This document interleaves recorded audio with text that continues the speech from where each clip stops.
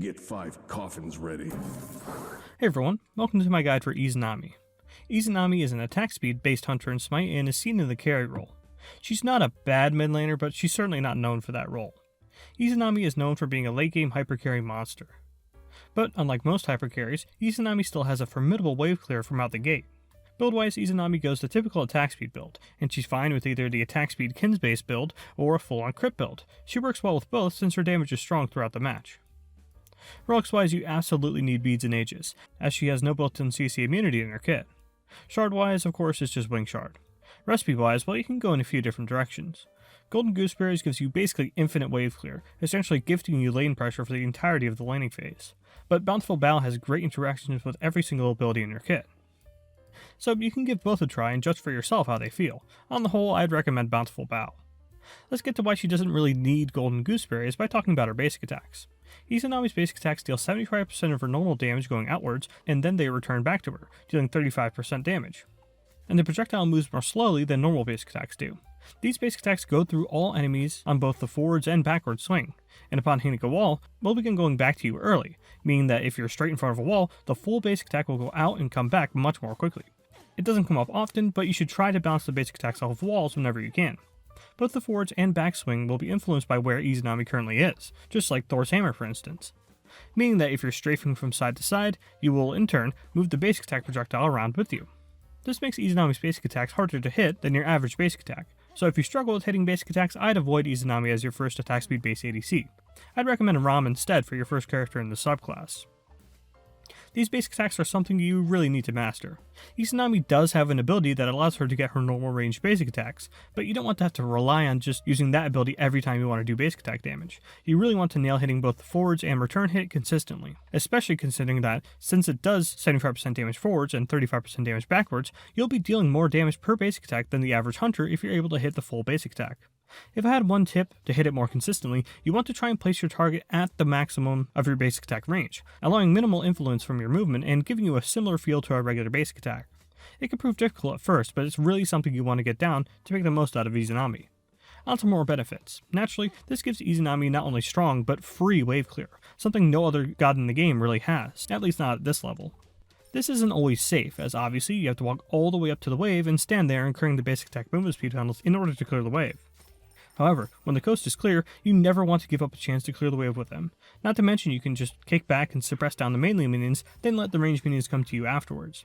And don't forget, these basic attacks cannot be body blocked by anything. Well, other than walls, I guess. So Izanami has a benefit of cutting straight through the enemy support to kill an enemy lane opponent, so it's always something to keep aware of in the midst of a fight. This is especially true when you factor in Izanami's passive. Izanami gains percent penetration based on her current missing health, 3% for every 10% of her missing health, up to 15% penetration, so she caps out at 50% of her health. And yeah, that's about it. Therefore, sticking out fights as Izanami is very rewarding. And even though Izanami isn't in my top 5 hunters to start off with, she most certainly does teach you how important it can be to continue fighting to the bitter end as a hunter, since trades only go further and further in her favor as they progress. I might as well explain what percent pen does and why it's important. Percent penetration allows your basic attacks and abilities to ignore a percentage of your target's total protections. So, if you have 15% penetration and you hit a target who has 100 protections, you will ignore 15% of those protections, meaning you'll deal more damage overall. This gives Izanami superior tank killing ability throughout the game, and gives her strong trade potential one-on-one with her enemy lane opponent when you're duking it out basic attack versus basic attack. Mind you, if you're going for a trade, you'll probably have your first ability active. Izanami gains an attack speed stem and has regular basic attacks now, meaning they do not go through enemies. And also, the basic attacks will deal flat bonus damage, and this all lasts for a solid 6 seconds. You use this stem like you would any other stem. You keep it in reserve until you know for sure you're about to fight, or use it on things like objectives such as Gold Fury and Fire Giant, as well as when hitting towers when sieging. You of course want to use it anytime you're fighting, but if your enemies get cheeky and go for a body block on you, you can cancel this ability at any time to revert back to your regular boomerang style basic attacks. So it's a bone standard attack speed stem, and a good one at that, but you have to keep a good eye on when it's smart to just switch it back off and go to your normal basic attacks. And also, keeping in mind when the stem is about to end, so that you're able to sort of readjust yourself mentally to go back to your wonky and slow regular basic attacks when the stem is complete. And don't forget you can go right back to clearing waves after all this is over, giving Izanami great versatility between just taking trades and going back to farming. But when it's unsafe to basic attack the wave down, Izanami can rely on her second ability for clear instead. Izanami fires a projectile which will pass through all enemies and walls, and will slow and damage all enemies hit. Now this ability exists. Well, there's also a fun little minigame with this ability. If an enemy god dies while slowed by this ability, meaning they can die by Izanami or one of her allies so long as they're slowed by the ability will permanently slow for a higher percentage, moving forward. It's not the most impactful bonus in the world, but it's there. Essentially, this is your wave clear in matchups where they have overwhelmingly good wave clear. Neath, AMC, Chernobog, Scotty, and so on. Otherwise, if you can just safely basic attack down the wave, you kind of just use this ability whenever. It's a long-range slow that cannot be stopped or body blocked, so if you're in a situation where you don't need to use it on the wave, abuse it instead. And thanks to it being a slow, it allows you to position yourself to get in that sweet spot where your target is right at the end of your basic attacks to make them easier to hit. Otherwise, this ability is just like any other simple projectile in the game. Throw it out for some poke, use it as a basic attack cancel, and so on. It's not really worthwhile to hold on to. It's best just to use it as early as you can during a fight, since the cooldown gets so low as you level it. A more important ability in fights is Izanami's third ability. Izanami winds up and leaps underground. Then, once the windup is complete, Izanami will be stealthed. Izanami's stealth will be broken if she's CC'd or damaged, and also, of course, if she herself basic attacks or uses an ability, or even uses a relic. Although luckily, minions will stop attacking Izanami as the ability winds up, to prevent her from being revealed immediately. This is part of what makes Izanami risky. It's a very slow leap, quite possibly the slowest in the game, and the stealth hardly makes up for it. But it is still a leap, so you can make the most out of it by always trying to leap over walls to make sure you're harder to catch. But how should you be using the stealth portion of this ability? Well, as I mentioned, it can be difficult to make the most out of, but if you're unable to reach a wall to leap over in a timely manner, it is a good call to just leap at an angle. And then immediately after the dash ends, and you're in your stealth, start moving yourself in the other direction, while still moving away.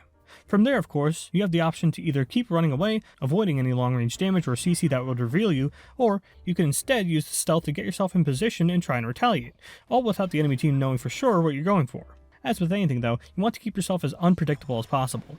So depending on the situation you leapt away from, you may either want to immediately begin turning the fight, or want to try to make them guess where you'll be when the stealth breaks. You typically want to do this when they have hard hit abilities so you won't immediately know where to aim them. Whereas you, on the other hand, have all day to position yourself exactly right to match the situation. This also brings up the idea of using the ability aggressively. Naturally, using the ability aggressively makes it hard to make the most out of the stealth portion, but you can absolutely just leap in like any other hunter could. And the same sort of idea of positioning yourself comes in here too, but it's harder to pull off. Remember, Izanami isn't invisible immediately, so whoever you're leaping on can clearly see the direction you're leaping to, so if they're paying attention, they'll just throw an AoE ability on where you're about to land. Or if they have line of sight, even just some basic attacks in whatever direction you're leaping towards will work too, and they will immediately reveal you, if not set up you directly for death, since, you just kind of leapt in. Luckily, if you can position yourself properly after leaping in, or if you need to stop a combo from your enemy lane opponent, you can rely on your ultimate to help you finish the deal. Izanami winds up and then deals heavy damage in a circle AoE, and any enemies hit by the damage will also be silenced, and this ability is able to be used over walls. This is an absolutely awesome teamfight tool as well as combo extender, but it's one you have to be careful with being too trigger happy with. It does respectable damage, but really what you want to look for with this ability is that silence, which is why it's important to think about it more as a combo extender or something to follow up off of when a teammate's hard CC hits. Don't get me wrong, this is definitely a decent finishing move. It's easy to hit and does plenty of damage, and even if it doesn't do enough damage to kill, you silence whoever you hit, allowing you to have no fear of just walking up and basic attacking them the rest of the way. But the silence is Izanami's only form of hard CC, meaning it's her only way to stop certain combos, making this her only real form of self-peel, especially considering using it at your feet while retreating is as easy as pie. Therefore, timing this ability correctly is crucial to making sure close trades go your way. This can go a multitude of ways. Against some gods, you're going to simply outtrade them with your second ability and barrage of basic attacks with your first ability, such as against gods like Ishtar or Hachiman. Then, when you think they're about to retaliate with a hard CC ability or get away from you with a movement ability, you use this ability before they even have a chance. Then there are more combo heavy gods such as Anhur or AMC, who have high impact combos that Izanami struggles against. As soon as you see them begin their combos, you want to retaliate with the ultimate to stop the combos in their tracks. For instance, when AMC laces honey on you, phrasing, or when Anhur laces pillar behind you, oh my god, phrasing, then, depending on the game state, you can take that opportunity to safely dash away, or activate your first ability and get to slapping, chasing with your second ability. Of course though, that wind-up time is no joke, so in those cases such as Anhur, Ishtar, and Hachiman, they can answer right back with a CC immune ultimate of their own. In turn, meaning that all that happens with this ability is they take a bit of damage, while getting a free opportunity to use their ultimates. So in those matchups, you want to try and force them to use their ultimates before you use your own. so using it mid-combo can be risky, so it's a fair gameplay style just to save this ability for a finishing move during the landing phase if you're not really comfortable using it in the middle of fights, rather trying to eke out fights with your core kit and then save this for when they're low, which to be honest is fair too. But when it comes to team fights, you definitely need to be more aggressive with this ultimate, using it as follow-up right after your teammates CC. Of course, DR is certainly a factor here, but it really is best just to slap this ability right on top of any squishy target who gets CC'd by a teammate. Naturally, given the size of this ultimate, multi-target ultimates are absolutely possible, so it means she combos well with gods like Ares, Cerberus, and Xingqian, who can really bunch up enemies for this ultimate. And also just catching groups of enemies raw, such as in choke points in the jungle, such as the Pyromancer pit, or many entrants or exit to the jungle really. So in short, if you want to use it raw, you should really only do so when you see a chance to get multiple enemies inside of the ultimate. Of course, enemies have plenty of time to, again, use their CC immune ultimate, use their beads, or use a movement ability to get out of this ability before it actually hits them. But that's part of the benefit of this ability. Sure, they can see it coming, but if you place it well, they have to respond to it. Hence why it's so good to have it in tandem with an ally CC, giving the affected enemy less options to respond to or get away from this ultimate. Or you could just save it to finish off kills, that works too. Speaking of which, some combos with Izanami. 2, 1, and chase with your 3 and ultimate. 3, ult 1, basic attacks, and chase with your 2.